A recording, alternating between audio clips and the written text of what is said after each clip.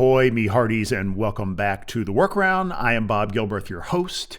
You are in good company with thousands of fellow entrepreneurs and innovators who follow my stories from a career in tech startups and corporate innovation. I'm sitting here right now to make you think, smile, and discover a shortcut to success or a trap to avoid. This is going to be a fun one. It's kind of a build on what I did last week. In case you didn't know, last week I wrote a fictional story. And aside from a few startup pitch decks with very optimistic projections, this is the first fiction I have written since high school. I found writing fiction very hard. I could not rely on historical happenings or characters that I know very well to guide me. I had some worries that people would dislike it, and I had visions of unsubscribes filling my head as I ploddingly invented characters and dialogue. But I had to go for it, because that's what I do now. I listen to invitations from the universe, and I say yes. The fiction idea hit me one day, and it just would not go away. And when my fears arose, that's when I knew I had to do it. It all started a couple of months ago. My friend Joe Hovde, he recommended a book that I mentioned here before called The Surrender Experiment.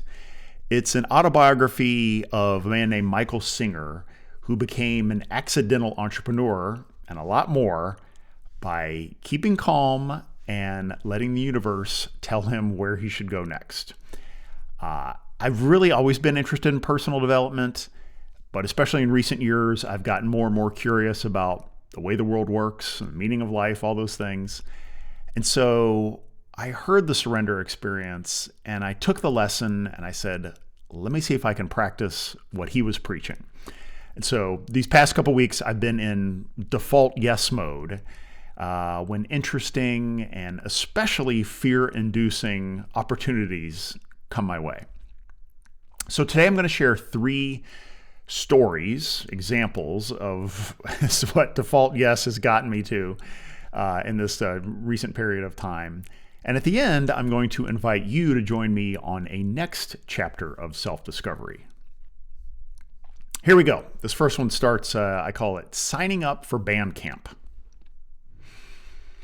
I'm walking through the airport, about to go through security, when I realize that I'm naked except for boxer briefs. But it's no big deal. I calmly grab a seat and start getting dressed.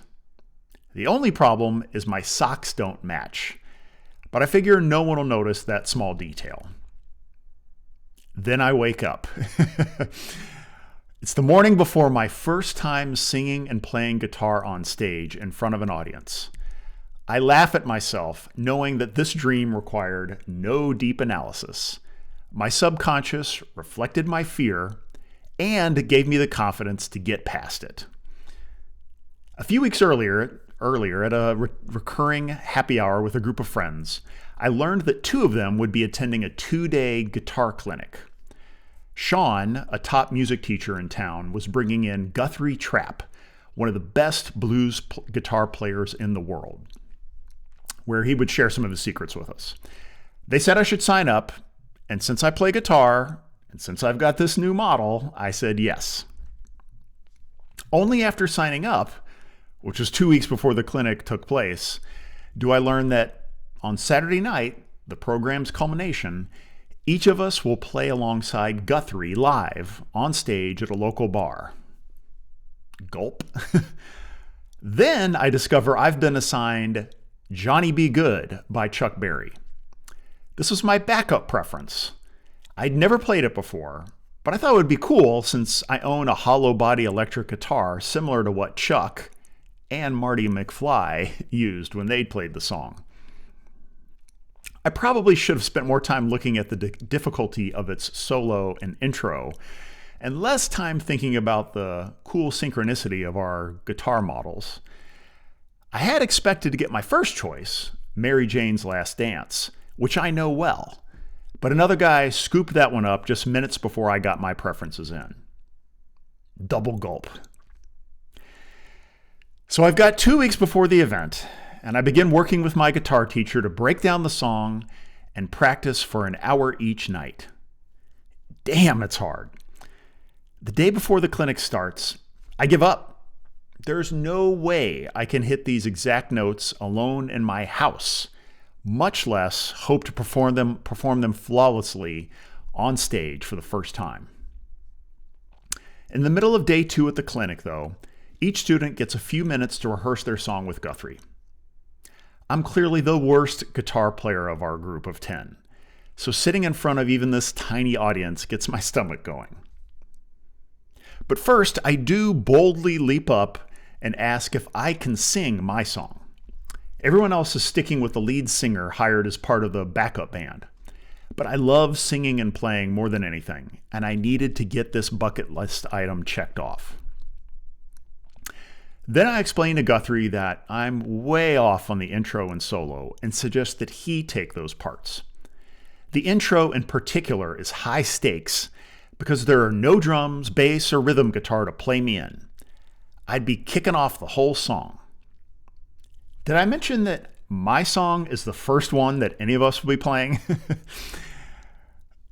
You can see this whole exchange here. I'm going to play the video for you. It's about 7 minutes. One thing, can I sing this? You want to sing it? That's my favorite thing to do is sing and play. You absolutely can sing it and play it. Yes. Do you want to try it right now? Do you need to try it? You guys want to run through it? I don't need to sing the whole thing, just that was my first question. Absolutely, you can sing it. And then, like the intro and the solo, I mean, I'm still probably way too rough to be decent on it. I mean, so. I wouldn't say that, right? I mean, I'd say play it if you want to play it. I mean, I just know kind of some of the iconic, like, so. You just played it a second ago. Yeah, but all the, what's it? All the, like, where he goes into that quick finger work, I just don't have down enough. But I could do like the.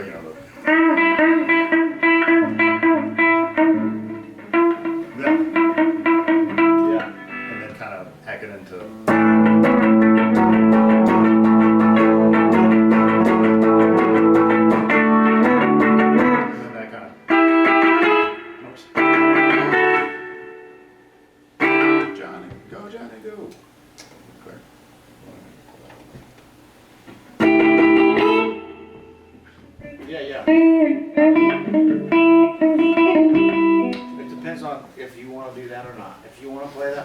Say do it. If you don't, then I think I'd rather not. It's gonna sound better, especially with you doing those parts and the solo. It's called Chuck. It's called Chuck Berry. Oh, Chuck, come on,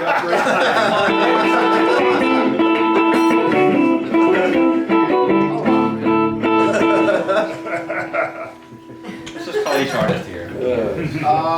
Let's ask Jimmy. Well, I mean, so here's the thing. I mean, part of this is jumping in and doing it. So, I mean, yeah, all these parts would sound better if I played them. But that's not the point. The point is for you to do it. Okay. Right? I mean, Sean, I don't want you to do something you just don't want to do. I don't want anybody to do anything you're not comfortable with. I want You everybody can to have also fun. cut that intro short. Well, I mean, what I'm like, again, just kind of right? like I think the important part is. Yeah. Just make sure you don't hit that G string. Don't hit that G string on accident. Yeah. So if you feel like you're gonna get nervous and completely fall apart, then What do you want to do on this? as little as possible. Play bass. I want to do this, Okay.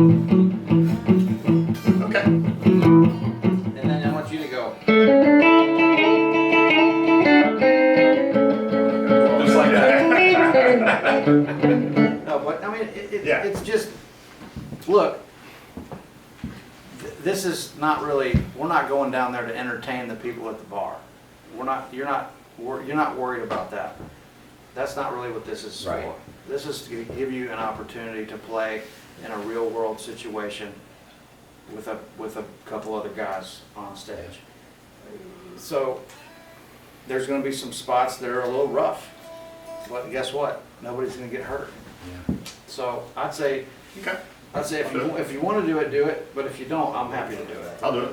And look, if you change your mind, that's okay too. Yeah, okay. So if we're up there and we're getting ready to kick it off and you go, man, I think you should do it, then I got you. Okay. We got options. I'll take it. That's right. But I'd say part of this is kind of like jumping in and getting a little uncomfortable. Yeah. You know, right now, try going through right now, That's how 10 and we're 5. Try it right now, Just one keep time, going. man. Just want to get into the song. Yeah, that's what I And honestly, I played the song a million times. I've never learned that note from note. I couldn't tell you how it goes. I just do my own thing. Yeah. Well, yeah, we're not worried about that. I agree. I agree. You got the spirit of it. Yeah, I've never played it right once. But the new one Somebody did. actually has all these So can I suggest just trying it one more time to go into like just practice? Yeah, because there's no, it's just me, there's no drums or anything for the first little bit. Right, and that could get a little squirrely if we don't, for drums. When he comes in, he's Isn't he coming gonna in? come in. So if it's like, if it's like 1, 2, 3. You're right. If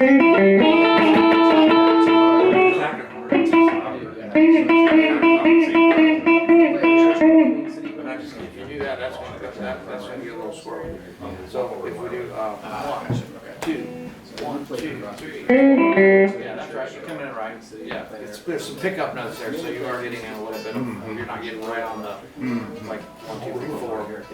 You're coming at the right spot because they're all those pickup notes.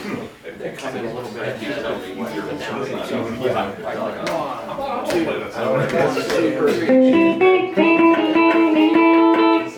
3. Yeah, that's right. We'll keep going. Let's pretend like we're really doing it. Let me count first, though. Let me count out first. 1, 2, 1, 2, 3. 1, 2, 1, 2, 3.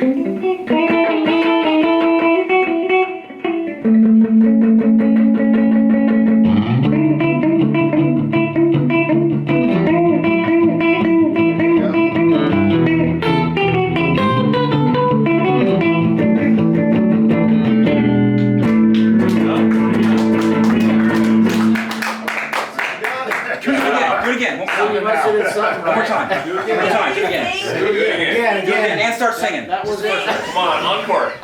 We want to hear your 1, take. 1, 2, 3.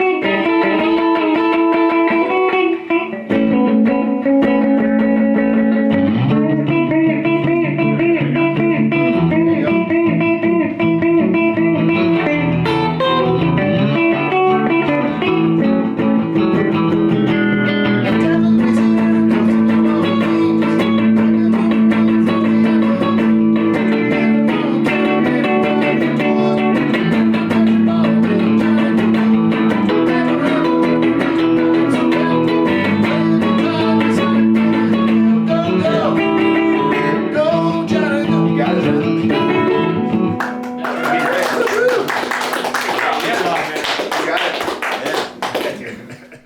All right, so you can see, first of all, Guthrie's a great teacher. He wants me to be comfortable. He's willing to take the lead, but after thinking for a beat or two, he suggests I go for it. If you recall, he says, I'd say part of this is jumping in and getting a little uncomfortable. And guess what? Nobody's going to get hurt. So you saw my reply, I'll do it. The other guys were great, sharing words of encouragement, allowing me to hack through it a couple of times.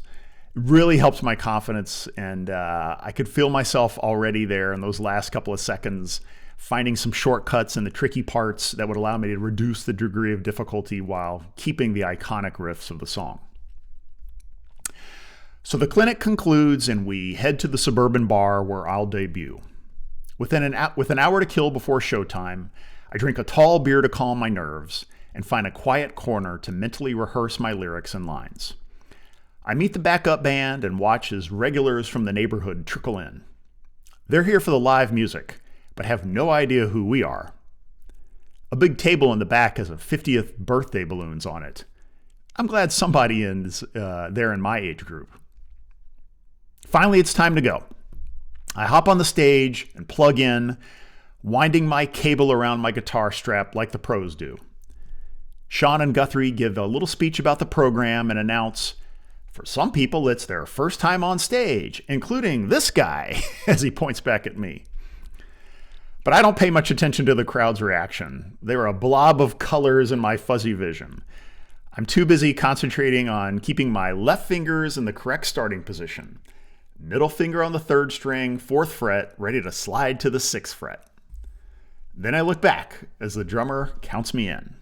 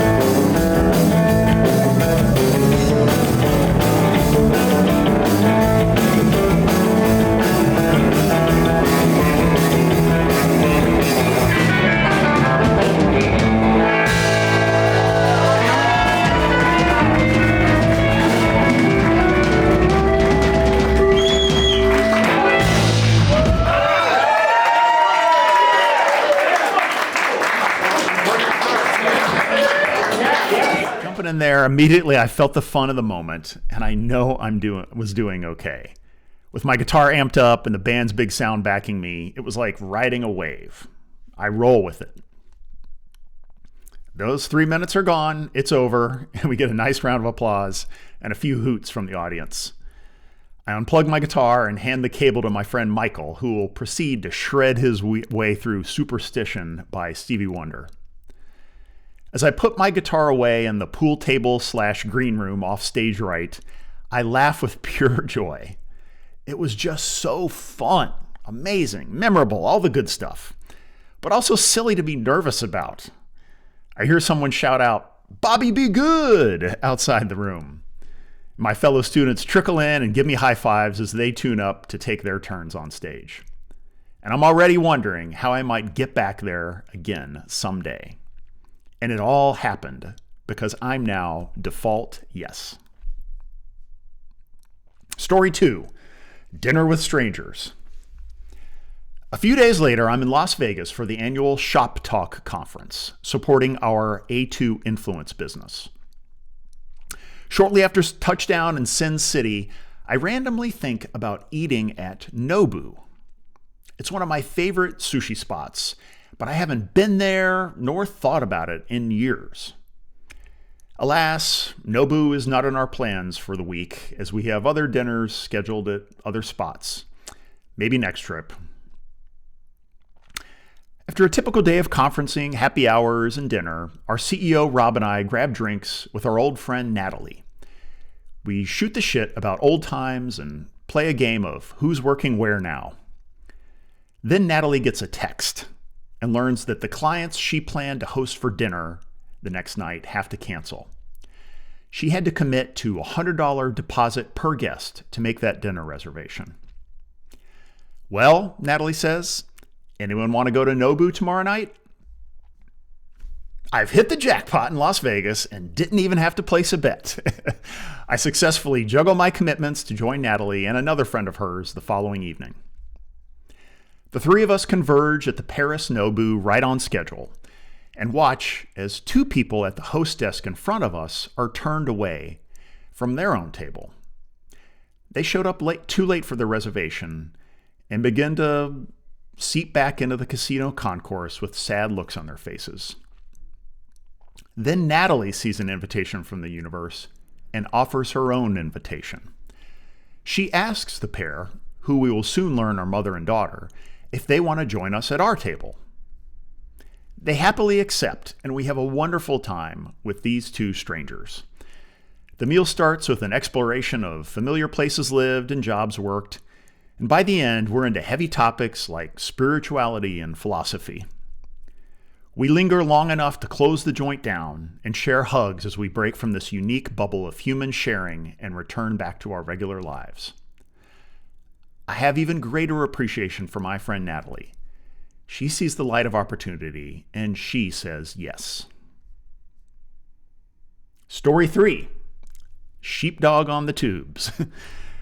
It's late February, and I'm in London, walking back from watching the Tottenham Hotspur host Manchester City in a live Premier League football match. My wife took an invitation from the universe to attend a painting class this week, and I went along for the ride. My only plan was to avoid the traditional tourist sites, which I've seen 4 or 5 times by now. If a backup beefeater is needed, I could recite all their jokes about Anne Boleyn and the resident ravens at the Tower. So when I saw there was a midweek football match just up Victoria Line, I went for it. My wife wasn't game to join, but I was fine going alone. I had to do a few dodgy things to get tickets and expected to be turned away at one of the 3 different places my mobile ticket was scanned. But I made it in and marveled at this unique sports experience at the largest club stadium in London. With 20 minutes of regular time on the clock and the home team down 1-0, I beat the rush and head back to our Airbnb flat. I walk to the Seven Sisters tube stop, board the train at 9:30 p.m., and get one of the last available seats in my car. I'm surprised at how full the train is for late on a weeknight. Everyone around me is busy chatting or plugged into their headphones and digital devices. But as a stranger in a strange land, I opt to skip the distractions and remain very aware of my surroundings. So I am quick to see a woman across from me start yelling at the woman seated next to her. "You bitch! Why did you have to sit next to me?"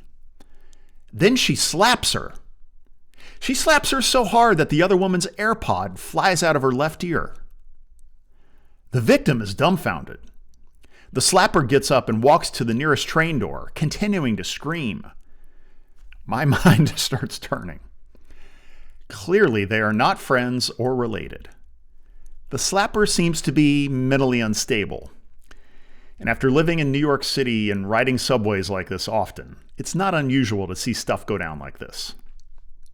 I look around the crowded car, and no one else seems to have noticed what happened and is still happening. They're all lost in whatever combination of listening, talking, and gaming they had been doing seconds earlier.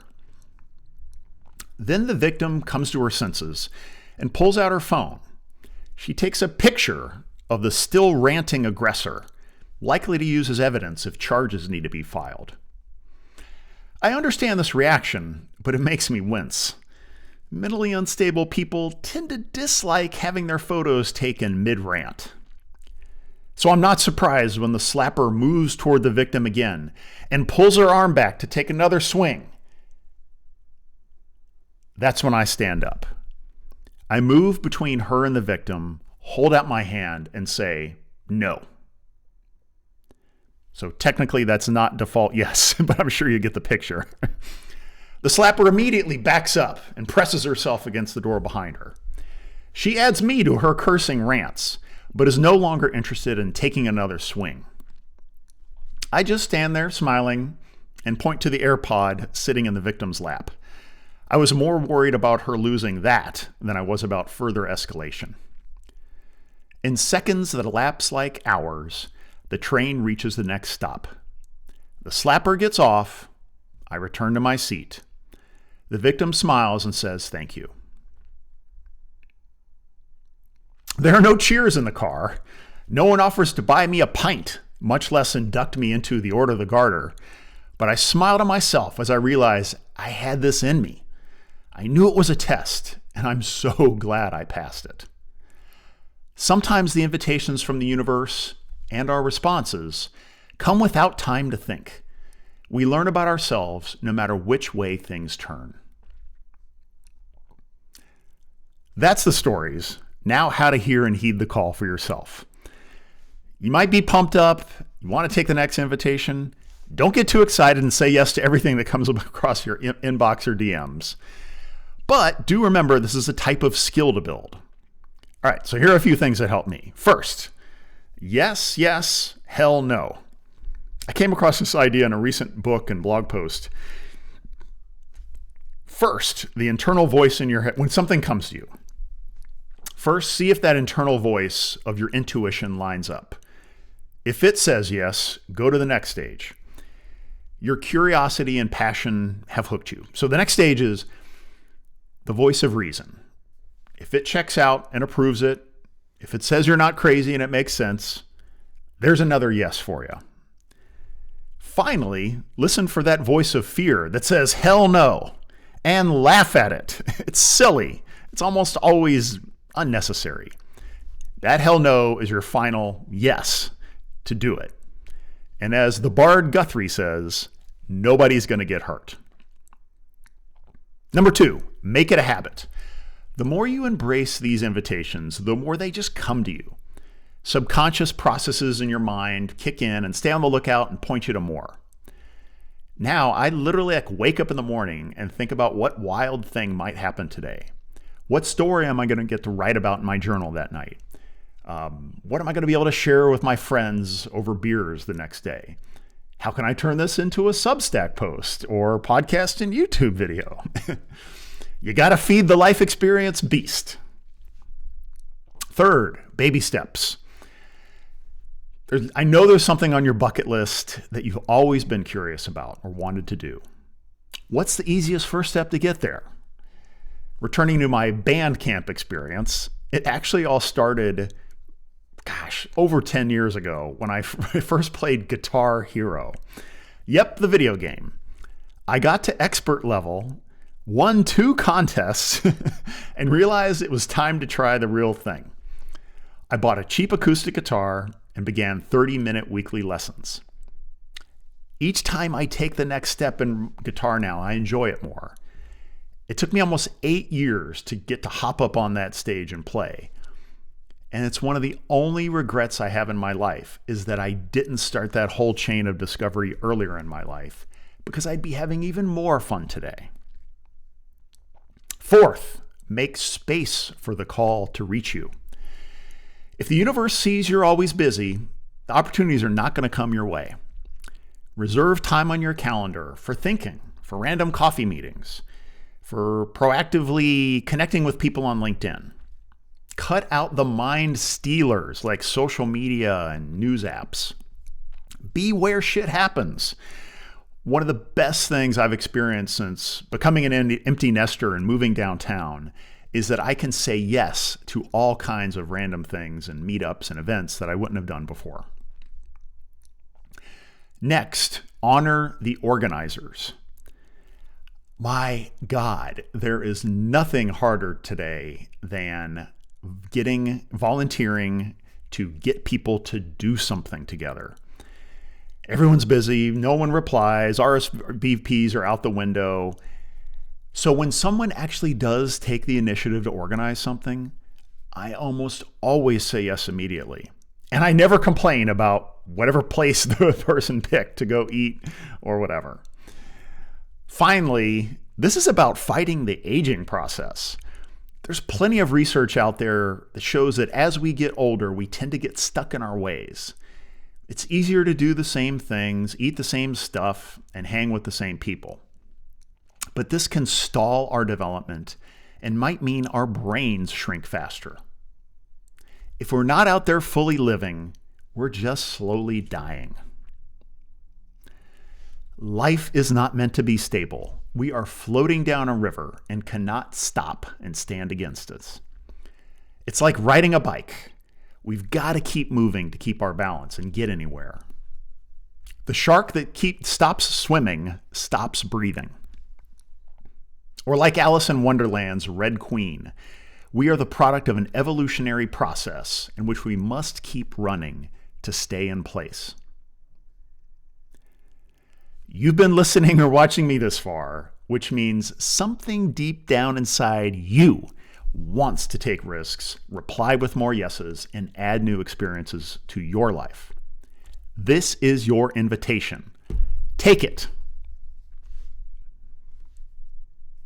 All right, well, in case you didn't notice, there is no business story here.